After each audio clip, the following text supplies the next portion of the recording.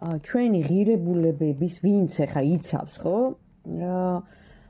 ჩვენს ღირებულებას, აი ესეთი ფასეულობა, ოჯახი, სარწმუნოება, აი ესეთ რაღაცას, ამის კარტი, ანუ ეპისკოპოსის კარტი, გარდა ამისა სულიერება. ცოტა არ იყოს და ვნებათა ღელვა, ну ვიცით ახლა ხვალ 4-ია და არჩევნებია საქართველოში, ალბათ ამ ვნებათა ღელვას მაჩვენებენ ასევე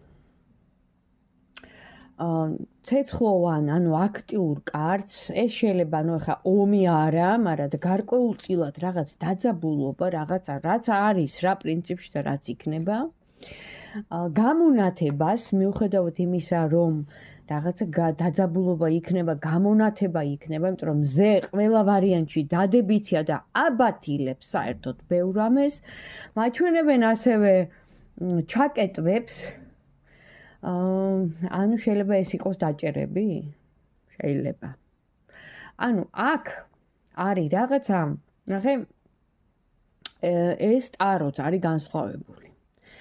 პირდაპირ რაიდერის კლასიკური, ასე ვთქვათ, ინსტრუქციით ვერ წავიკითხავ, იმიტომ რომ ამას ყავს თავისი ავტორი, რომელიც მაგია ეს ადამიანი, საკმაოდ ცნობილი. და თავისი მაგიური სისტემით შექმნა ეს დასტა, ხო? ამიტომ მას სხვანაირად აქვს წარმოდგენილი რაღაც დეტალები, რაღაც სიტუაციები ყველა არკანში. ამიტომ აქ ბნელისა და ნათელის დაპირისპირებაზეა საუბარი. და რა თქმა უნდა, ორი მხარე იქნება, რომელიც არის ნათელი და რომელიც არის ბნელი. ასევე აქ არის სიტუაცია, სადაც ის ბნელი, ანუ რაღაცა, ხო, აი უარყოფითი, ნეგატიური სიტუაციები გამონათდება, ანუ რა ხდება? ჩვენ ზურგს ვაქცევთ რაღაცა ცუდს.